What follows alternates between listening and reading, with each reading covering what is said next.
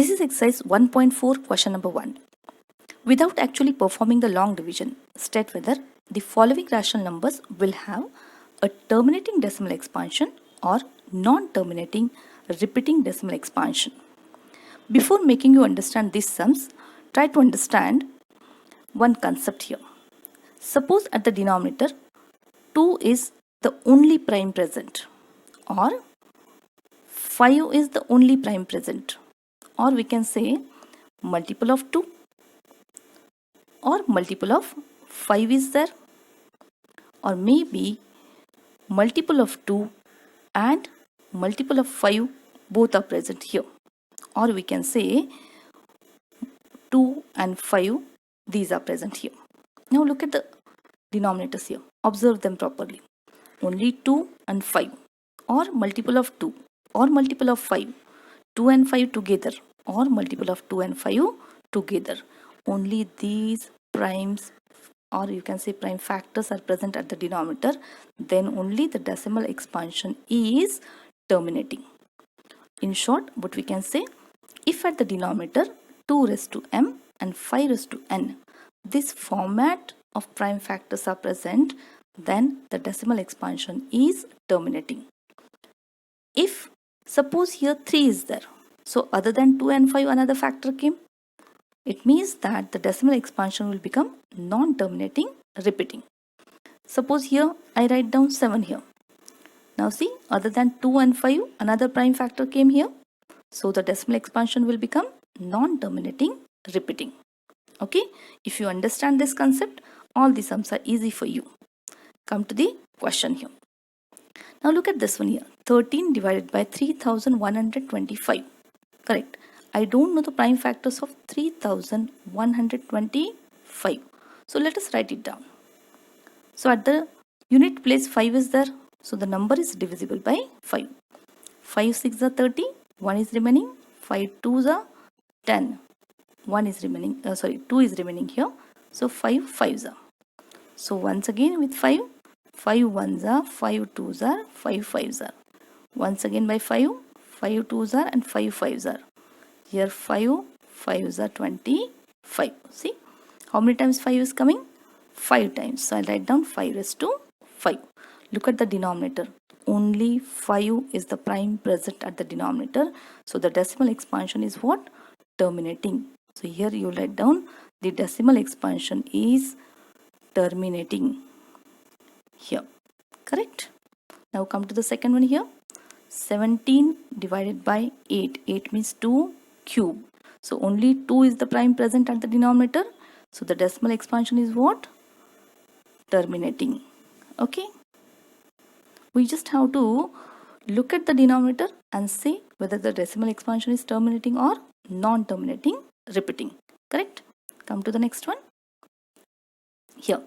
64 divided by 455. We don't know the prime factors of 455. So let us write it down. At the unit place what is there? 5 is there. So the number is definitely divided by or divisible by 5. Correct? So I'll write it down 5. 5 9s are 45 and 5 1s are 5. 91 comes in whose table? 13's table. 13 7s are. So the number is divisible by 7. 7 1s are, 2 is remaining, 7 3s are, and here 13. Correct? Look at the prime factors here. 3 into 7 into 13. Now, other than 2 and 5, these factors are present at the denominator. So the decimal expansion will be non-terminating repeating.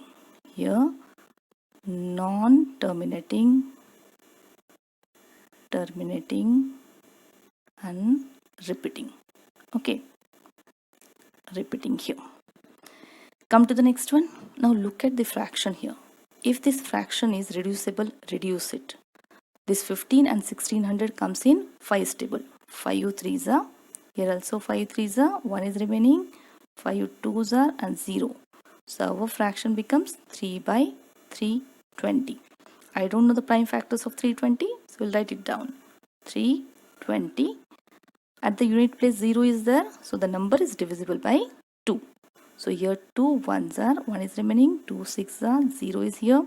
Once again by 2, 2 8s are, then here 2, 2 4s are, here 2 2s are, 2 1s are here, 2 5s are, and 5 1s are. Look here.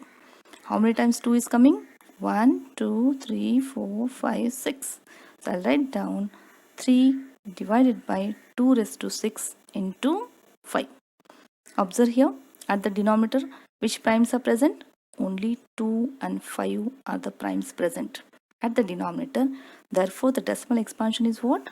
Terminating here. Terminating. Okay. In full statement you write down the decimal expansion is terminating. Come to the next one. Here 29 divided by 343. Once again I don't know its prime factors.